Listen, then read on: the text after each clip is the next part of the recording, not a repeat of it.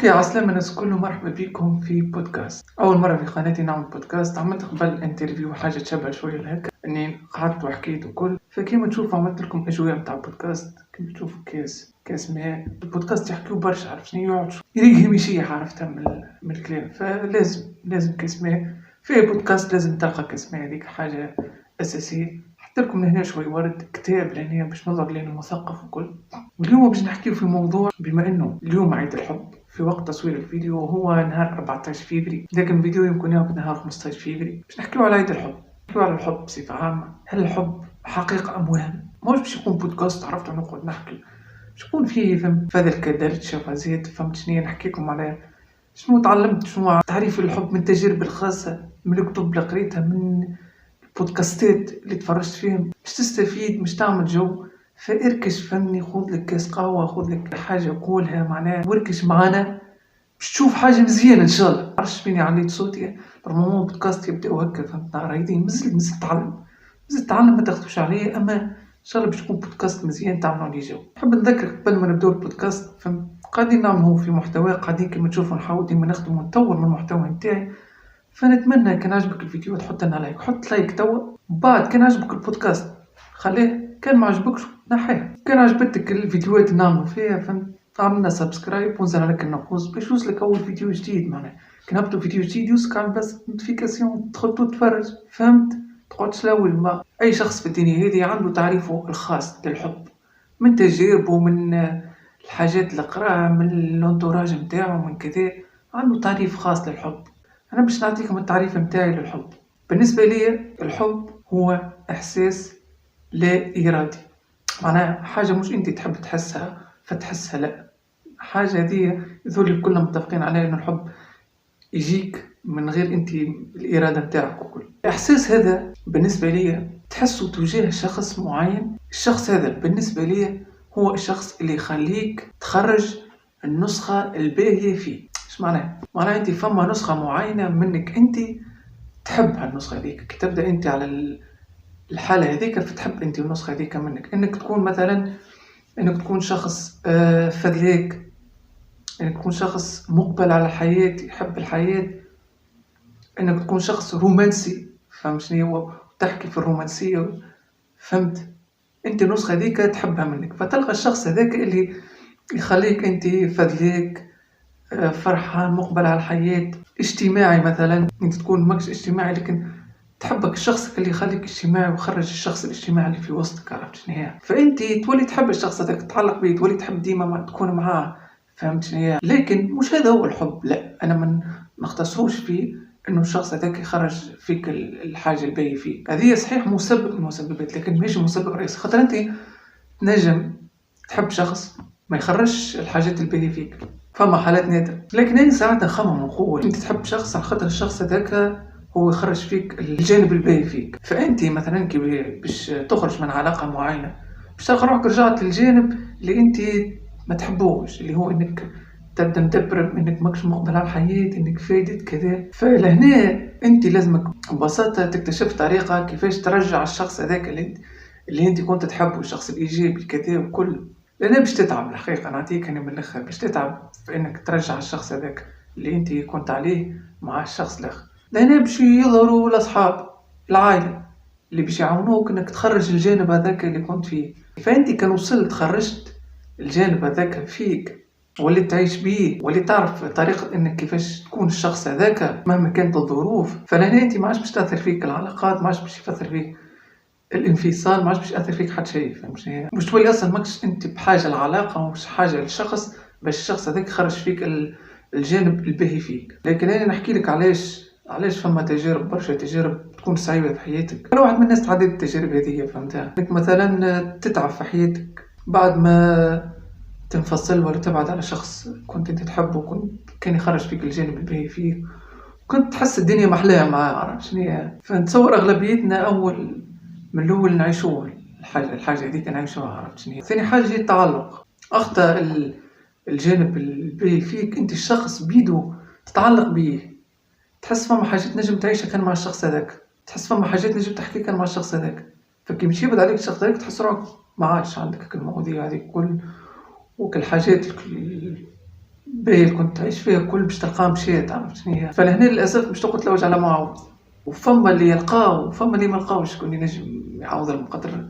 فما شعور معين تنجم تعيشه كان مع الشخص المعين، ما يهمش المكان، ما يهمش الاحداث، المهم انه الشخص هذاك عرفت يكون موجود، عرفت شنو هي الموضوع. ولنا باش ندخلوا في نوعيه العلاقات ونوعيه الاشخاص باش نحكي لكم، لكن انا ننصحكم في الموضوع هذا بالذات. فما بودكاست تفرجت فيه بالرسمي كلي تفصيلي على الاخر، هو صحيح 3 سوايع، اما صدقني 3 سوايع ماكش باش تحس بيه، لكن صدقني بودكاست ماكش باش تندم انك تتفرج فيه، اللي هو اسمه بودكاست فنجان. الموضوع هو العلاقات، تكتب بودكاست فنجان العلاقات يطلع لك معنا. يحكي عن العلاقات بصفة عامة، انواع العلاقات. انت نصيحتي انا كتجارب الخاصة ومن كذا وكل، كيف باش تدخل في علاقة معينة، اول حاجة لازم تعرف الشخص بالباهي بالرسمي، تعرف عليه كلي بالضبط تبدا تعرف وتعرف قبل ما تدخل معه في علاقة. رد بالك تغطس طول، رد بالك، خاطر صدقني وكان الشخص هذاك باش يكون ماهوش الشخص المناسب وانت تغطس وتتعلق بيه وتحبه، فهمتني؟ راك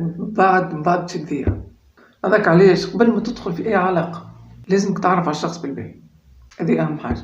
مش تقول لي انا الشخص هذاك حبيته من اول نظرة وديجا تعلقت بيه قبل ما تتعرف عليه مثلا. نجمش تتعلق بشخص قبل ما تتعرف عليه، لازمك تتعرف على الشخص هذاك من غير ما تغوص، خاطر كان غصت راه مشيت. حتى فما صحابي تصور نعرفش شكون حاسيل هذه الكلمة هذه خذيتها من البودكاست اللي حكيت لكم عليه، يقول من تعلق بشيء قتله. يعني شفت كان تعلق بأي حاجة في الدنيا هذه راهو باش تقتلك بالرسمي. أخي بحاجة في الدنيا هي تعلق، أخي بحاجة تصيح عليك، رد بالك تتعلق. لازمك الشخص هذاك تتعرف عليه، تعرف هل هو مناسب ليك ولا لا، هل تنجموا تكملوا ولا مع بعض. من بعد اعمل الخطوه اللي تحب عليه. رد بالك تقول والله هو صحيح ما نتفاهموش في الحاجه هذه، اما تو نوليو نتفاهموا، تو نحاولوا نصلحوا. فما حاجات راهو ما تصلحش، فهمت؟ فما حاجات اللي لا خطوط حمراء معناها اللي ما تنجموش تعيشوا وانتم ما كنتوش متفاهمين في الموضوع هذا، ولا ما عندكمش نفس وجهه النظر في الموضوع هذاك. نحكي عن المواضيع الحساسة، المواضيع تاع حياة أو موت، عرفت شنو هي؟ مش المواضيع التافهة بتقول لي والله هو يحب البيتزا وأنا ما نحبش البيتزا، لا هذيك مواضيع أخرى تافهة. نحكي لك مواضيع رسمية. نظرة الإنسان هذاك للعلاقات، نظرته الحياة من بعد، حياة الزوجية من بعد كذا، فهمت؟ تفكيره، انتمائه، معتقداته، الأمور هذيك، فهمني؟ فما أمور نجموا تفهموا فيها، فما أمور اللي لا تقبل النقاش. وما تنزلش بالرسم، ما تنزلش. انت لازم تكون انسان ما تنزلش على مبادئك، خاطر كان فما مبادئ معينه ما لازمكش تتنازل عليها في العلاقات. بالرسمي عادي كان تقعد حياتك كامله تلوج على الشخص المناسب، عادي. فايدة ما تدخلش في علاقه تكون علاقه في الاخر فاشله، وعلاقه سامه، وعلاقه تكون انت ماكش مرتاح فيها. مثال خذ وقتك وفكر وخمم وشوف، فهمتني؟ العلاقه كيفاش لازم تكون. بالنسبه لي نشوف العلاقه لازم تكون من الطرفين.